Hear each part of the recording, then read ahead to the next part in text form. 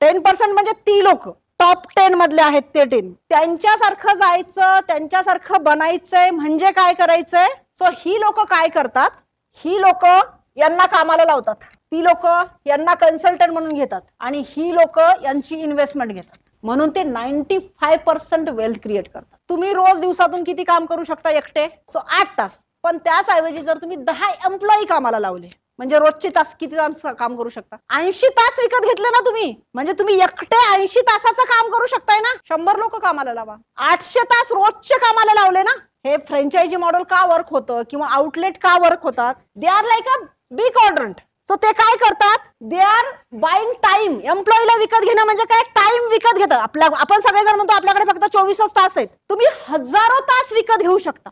त्यासाठी तुम्ही काय करता? कन्सल्टंट लावा, कन्सल्टंटला विकत घ्या. डिजिटल मार्केटिंग कशी करावी, सेटअप कसा करावा, SOP कशा कराव्या, सिस्टम कशी लावावी, स्टाफला ट्रेनिंग कशी द्यावी, क्वालिटी वर्क कसं करावं.